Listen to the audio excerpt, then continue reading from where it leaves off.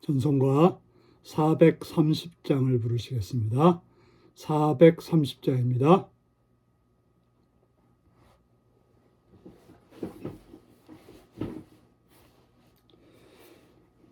주와 같이 길 가는 거 즐거운 일 아닌가.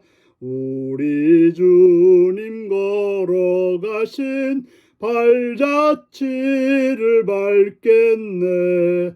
한 걸음 한 걸음 주 예수와 함께 날마다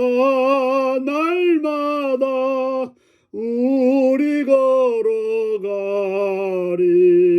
어린아이 같은 우리 미련하고 약하나 주의 손에 이끌려 생명길로 가겠네. 한 걸음 한 걸음 주 예수와 함께 날마다 우리 걸어가리. 꽃이 피는 들판이나 험한 골짜기라도 주가 인도하는 대로 주와 같이 가겠네. 한 걸음 한 걸음 주 예수와 함께 날마다 우리 걸어가리. 옛 선지자 에녹같이 우리들도 천국에 들려 올라갈 때까지 주와 같이 걷겠네. 한 걸음 한 걸음 주 예수와 함께 날마다 우리 걸어가리. 아멘. 이 시간 우리 계신 하나님 말씀은 누가복음 2장 41절에서 52절까지의 말씀입니다. 누가복음 2장 41절에서 52절입니다. 교독하시겠습니다. 그의 부모가 해마다 6월절이 되면 예루살렘으로 가더니 예수께서 12살이 되었을 때 그들이 이 절기에 관례를 따라 올라갔다가 그날들을 마치고 돌아갈 때에 아이 예수는 예루살렘에 머무셨더라. 그 부모는 이를 알지 못하고 동행 중에 있는 줄로 생각하고 하룻길을 간 후 친족과 아는 자 중에 찾되 만나지 못함에 찾으면서 예루살렘으로 돌아갔더니 사흘 후에 성전에서 만난즉 그가 선생들 중에 앉으사 그들에게 듣기도 하시며 묻기도 하시니 듣는 자가 다 지혜와 그 대답을 놀랍게 여기더라. 그의 부모가 보고 놀라며 그의 어머니는 이르되 아이야 어찌하여 우리에게 이렇게 하였느냐. 보라 내 아버지와 내가 근심하여 너를 찾았노라. 예수께서 이르시되 어찌하여 나를 찾으셨나이까. 내가 내 아버지 집에 있어야 될 줄을 알지 못하셨나이까 하시니 그 부모가 그가 하신 말씀을 깨닫지 못하더라. 예수께서 하나님 함께 내려가사 나사렛에 이르러 순종하여 받으시더라. 그의 어머니는 이 모든 말을 마음에 두니라. 예수는 지혜와 키가 자라가며 하나님과 사람에게 더욱 사랑스러워 가시더라. 아멘. 오늘은 육신의 부모를 공경한 하나님의 아들이라는 제목으로 말씀을 나누겠습니다. 이스라엘 사람들은 6월절이 되면 예루살렘으로 올라가서 6월절 제사를 드리게 되었습니다. 이제 예수님의 부모도 매해 그러했는데 예수님께서 12살이 되었을 때 이제 그 아이도 함께 올라가는 그러한 일이 있게 되었습니다. 그런데 이제 그 유월절 축제가 마치고 유월절 절기가 마치고 부모는 돌아갔는데 예수님은 성전에 그대로 머물고 있었습니다. 그런데 부모는 그걸 알지 못하고 그냥 돌아간 거죠. 나사렛으로. 왜냐하면 그 부모의 가족만 온 것이 아니고 주변의 이웃들, 일가 친척들이 함께 움직였기 때문에 아마도 예수님도 그 틈에 끼어서 같이 오고 있다고 생각했던 것입니다. 그런데 하룻길을 간 후에 찾아봤더니 만나지 못해서 다시금 예루살렘으로 돌아가게 되었는데 사흘 후에 성전에서 계신 예수님을 만나보게 되었습니다. 그때 예수님은 성전에서 선생들 중에 앉아서 그들의 말을 듣기도 하고 그들에게 묻기도 했는데 듣는 자가 예수님의 지혜와 대답을 놀랍게 여겼더라라고 말하고 있습니다. 바로 예수님은 12살이었지만 하나님의 아들이신 분이시지 않습니까? 그래서 모든 게 특별했던 걸로 보여집니다. 부모는 놀라서 말합니다. 어찌하여 우리에게 이렇게 하였느냐? 어떻게 부모가 걱정하는데 너 혼자 태연하게 이렇게 성전에 있을 수 있느냐라고 책망을 했던 것입니다.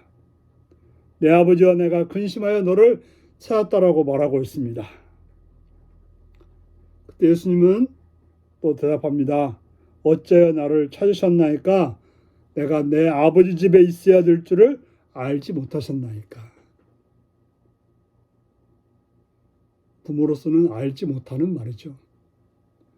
예수님은 하나님의 아들이셨기 때문에 아버지 집에 머무는 것이, 성전에 머무는 것이 정상적이고 지극히 아름다운 일이었지만 그러나 부모들에게서는 그 말이 이해될 수가 없었던 것입니다.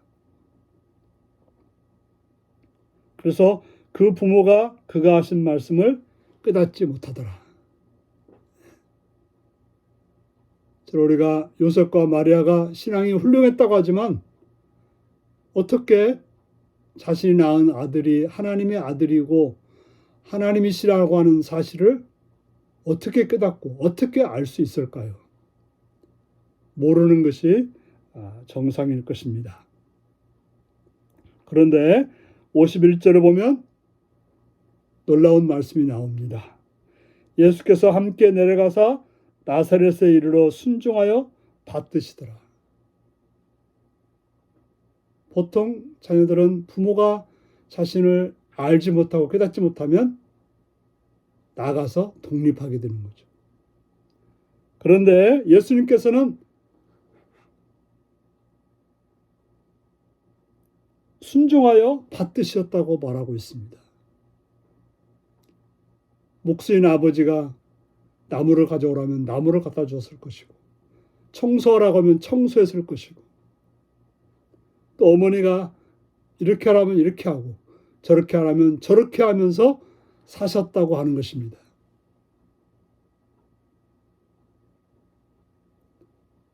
그런데 그 어머니는 이해할 수 없지만 그 모든 것들을 마음에 두었다라고 말하고 있습니다. 그래서 누가는 예수님이 어린 시절을 어떻게 보내셨는가를 52절에 명확하게 말하고 있습니다. 예수는 지혜와 키가 자라가며 하나님과 사람에게 더욱 사랑스러워졌더라. 네, 그렇죠. 우리는 전인적인 성장을 해야 됩니다. 그래서 잘 먹고 잘 운동해서 육신적인 건강만을 위한 것이 아니라 지혜, 바로 하나님을 알고 세상을 바르게 아는 그런 지혜가 자라갔다라고 말하고 있습니다.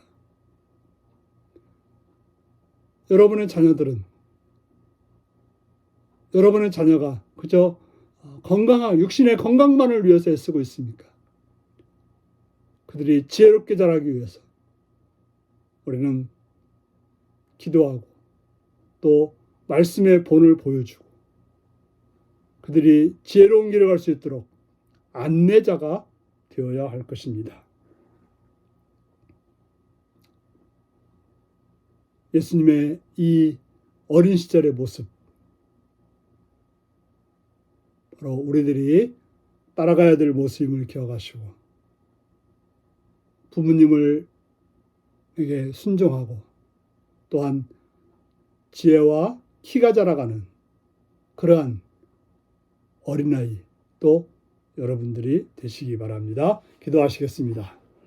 자비로우신 아버지 이름을 찬양합니다. 이 시간도 사랑해 주셔서 주의 말씀으로 권고하심을 감사드립니다. 예수님은 하나님의 아들로서 아버지 집에 있어야 될 것을 알았습니다. 우리에게도 하나님의 아들임을 기억하고 아버지 집에 거하는 그러한 믿음의 삶을 살게 하셔서 자녀로서 마땅히 부모에 공경하며 또한 우리의 삶이 육신의 건강뿐 아니라 하나님을 아는 지혜 또한 세상을 바르게 보는 지혜가 성장해가는 삶이 되게 하여 주옵소서. 예수님의 이름으로 기도하옵나이다. 아멘. 하늘에 계신 우리 아버지, 아버지의 이름을 거룩하게 하시며 아버지의 나라가 오게 하시며 아버지의 뜻이 하늘에서와 같이 땅에서도 이루어지게 하소서. 오늘 우리에게 일용할 양식을 주시고 우리가 우리에게 잘못한 사람을 용서해 준 것 같이 우리의 죄를 용서하여 주시고 우리를 시험에 빠지지 않게 하시고 악에서 구하소서. 나라와 권능과 영광이 영원히 아버지의 것입니다. 아멘. 말씀 묵상입니다. 사흘 후에 성전에서 만난 어린 예수님은 무엇을 하고 있었나요? 예수님을 하나님의 아들로 고백하고 믿는 것이 왜 중요한가요? 누가는 예수님의 어린 시절을 어떻게 묘사하나요? 나는 어떤 영역에서 성장하고 있으며 어떤 영역에서 여전히 부족한가요? 오늘도 이 말씀을 묵상하며 주 안에서 승리하시기 바랍니다. 샬롬.